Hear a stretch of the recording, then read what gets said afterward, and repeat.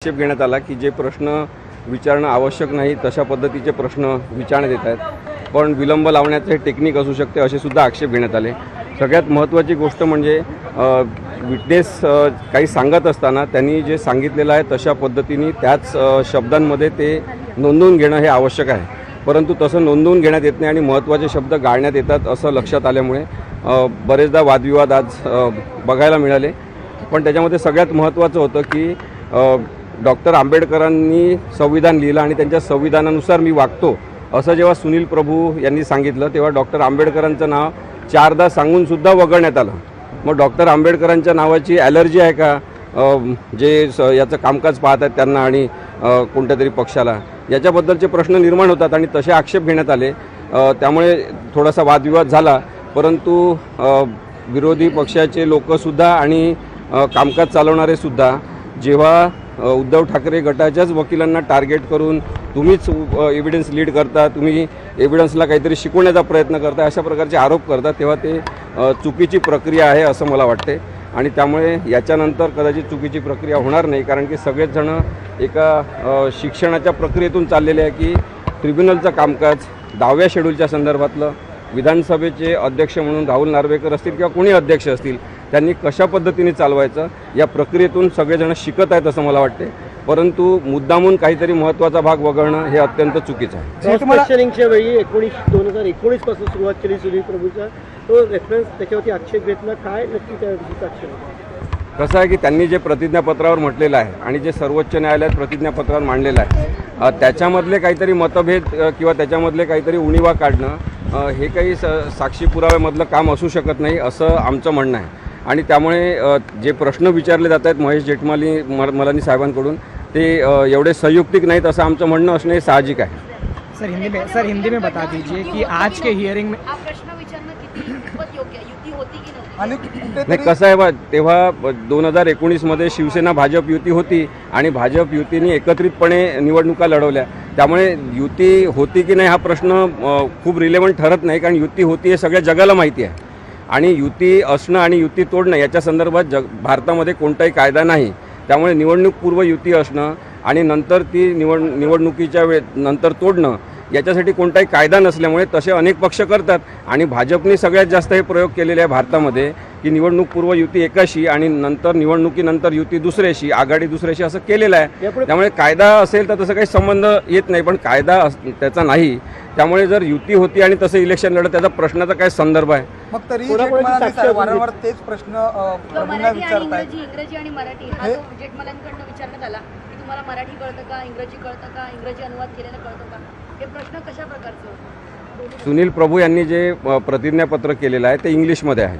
आता सर्वोच्च न्यायालयाचं संपूर्ण कामकाज इंग्रजीमध्ये चालते, त्यामुळे कोणीही क्लायंट जेव्हा आपल्या वकिलांना काहीतरी मराठीत सांगतो ते इंग्लिशमध्ये उतरून घेतात, त्यांना ते सांगतात की अशा प्रकारे तुम्ही म्हटल्याप्रमाणे लिहिलेलं आहे आणि मग ते सही करून ॲफिडेविट दाखल होते. त्याच्यामध्ये काही चुकीची प्रक्रिया नाही आहे. परंतु तुम्हाला इंग्लिश येते का, तुम्हाला सगळं माहिती आहे का, तुम्ही मग त्याच्यामध्ये एक ओळ अशी का लिहिली नाही की मला मराठीत समजून सांगितलं, ते सुद्धा सुनील प्रभूसुद्धा सुशिक्षित आहेत. त्यांचं म्हणणं आहे की मला मराठीमध्ये जास्त चांगलं कळते आणि इंग्रजीमध्ये मला थोडा प्रयत्न करून ते समजू शकते, पण मी त्याच्यात खूप कम्फर्टेबल नाही आहे. अजून कोणाकोणाच्या साक्षी आपण नोंदवल्या जाणार आहे सुनील प्रभूंनंतर? सुनील प्रभूंनंतर अजून कोणाला बोलवतील माहिती नाही, पण जे शिवसेना पक्ष कार्यालयातून सगळ्यांना ईमेल पाठवण्यात आलेली होती तर ज्यांनी ती ईमेल पाठवली होती त्यांना साक्षीदार म्हणून बोलवण्यात येणार आहे आणि त्यांनी ती ईमेल कोणाच्या सांगण्यावरून पाठवली, केव्हा पाठवली वगैरे प्रश्न विचारले जातील. परंतु एकूणच साक्षी पुराव्याची प्रक्रिया जी आहे ती अडखळत आणि विलंब लावण्याच्या सगळ्या उद्देशांनी सुरू आहे असं माझं मत. संपूर्ण वेळकाढूपणाचं धोरण आहे आणि ते कोणत्याही प्रक्रियेमध्ये तशा प्रकारे वापरायचं असं जर मॅन्डेट असेल आणि तसं काही जण करत असतील तर ते मला वाटते बेकायदेशीरतेकडे नेणार आहे. जेठमलानी यांनी महत्त्वाचा प्रश्न विचारला आहे प्रभू यांना की जेव्हा तुम्ही याचिका दाखल केली होती तेव्हा त्यामध्ये शिवसेनेचे आमदार, शिंदे गटाचे आमदार हे उद्धव ठाकरेंच्या संपर्कात नाहीत, मात्र त्यानंतर उद्धव ठाकरेंनी त्यांचे जे सचिव आहेत मिलिंद नार्वेकर आणि अजून दुसरे एक आमदार त्यांना संपर्क केला आणि सुरतला पाठवण्यात आलं होतं चर्चा करण्यासाठी. याकडे कसं पाहता? बघा, ते संपर्कात नव्हते हे जगजाहीर आहे, टी व्ही चॅनलवर सगळीकडे आपण पाहिलेलं आहे. तर संपर्कात नव्हते याचा अर्थ शब्दशः आपण काय काढतो तो प्रत्येकाचा व्यक्तिगत प्रश्न आहे. पण एकनाथ शिंदे आणि त्यांच्यासोबत पळून गेलेले आमदार हे संपर्कात नव्हते म्हणजे ते फोनवर कोणाशी उपलब्धच नव्हते, त्यांचे phone out of coverage area होते, ते सुद्धा आलं होतं.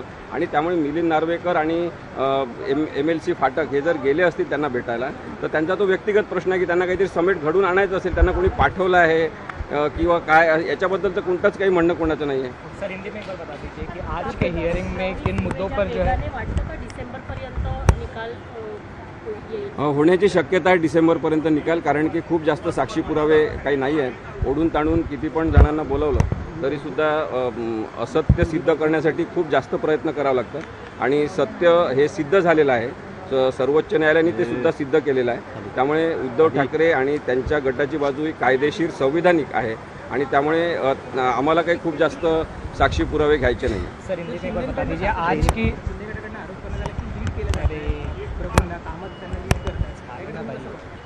नाही, मी देवदत्त कामत यांना कधीही साक्षीदारांना लीड करताना पाहिलेलं नाही. उलट असं होत होतं की जे मराठीमध्ये उत्तर दिलं जात होतं आणि ते इंग्लिशमध्ये घेतलं जात होतं लिहून, तर ते लिहून घेत असताना महत्त्वाचे शब्द गाळले जात होते किंवा महत्त्वाचे शब्द घेतले जात नव्हते आणि त्यामुळे त्याच्यावर आक्षेप घेण्यात येत होता. पण त्यांचा गैरसमज राहुल नार्वेकरांचा झाला की लीड केल्या जात आहे, कारण की विरोधी पक्षाच्या वकिलांनी तसा आक्षेप घेतला पण कधीही लीड केलेलं नाही आहे. त्यांच्या शब्दामध्ये ते लिहिलं गेलं पाहिजे, जे शब्द महत्त्वाचे होते ते गाळू नये. जसं मी सांगितलं की डॉक्टर आंबेडकरांचं नाव जर त्यांनी घेतलेलं आहे सुनील प्रभूंनी की ते संविधानात जे डॉक्टर आंबेडकरांनी दिलं आहे त्याच्यानुसार मी वागतो, हे जर म्हटलं आहे तर डॉक्टर आंबेडकरांचं नाव घ्यायलाच पाहिजे त्याच्यामध्ये. ते लिहिण्यामध्ये काय प्रॉब्लेम आहे? हा जर प्रश्न विचारला असेल तर त्याच्यामध्ये कोणाला वाईट वाटण्याचं कारण नाही. सर हिंदी में बता दीजिए कि सर हिंदी में एक बार बता दीजिए कि सेना से सेना हियरिंग में आज के क्या क्या मुद्दे थे और अगली तारीख कौन सी रखी हुई?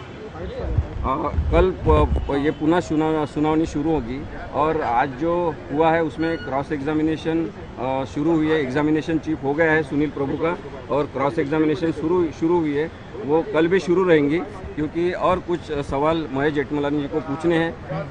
और मुझे लगता है एक वकील करके कि जिस तरह से क्रॉस एग्जामिनेशन हो रही है वो तरीका कानून में पूरी तरह से नहीं बैठता है और बहुत ही शॉर्ट में संक्षेप में सवाल पूछे जा सकते थे जो नहीं पूछे जा रहे हैं और एक दिशाभूल करने की कोशिश हो रही है, जिससे इस केस को ज़्यादा विलंब लगे. ये कोशिश तो नहीं हो रही है, ऐसा सवाल उठता है. इसके अलावा खासकर जो आखिर में जो सवाल पूछा गया है कि क्या आप जानते हैं कि ये सूरत गए थे, किसलिए गए थे, जो खासकर सवाल पूछा गया, सुनील प्रभु ने डिनाई कर दिया कि उसको पता ही नहीं कि क्यों गए थे. क्या सच सुनील प्रभु जी को वो पता नहीं है कि नार्वेकर जी और फाटक जी क्यों गए थे वहाँ पे, वो पता नहीं, तो उन्होंने कहा नहीं पता है. अगर वो अपने खुद के इंस्पिरेशन से वहाँ पे गए हैं कि उनको लगा कि वो कुछ अच्छा करते हैं, शिवसेना नहीं टूटनी चाहिए इसलिए वो खुद गए होंगे, तो उसके बारे में वही बता सकते हो, सुनील प्रभु कैसे बताएंगे. लेकिन वो कह रहे हैं कि 21 जून के संपर्क में नहीं थे, क्या सही बात है? संपर्क में नहीं थे यानी टेलीफोन से तो वो किसी के संपर्क में थे ही नहीं.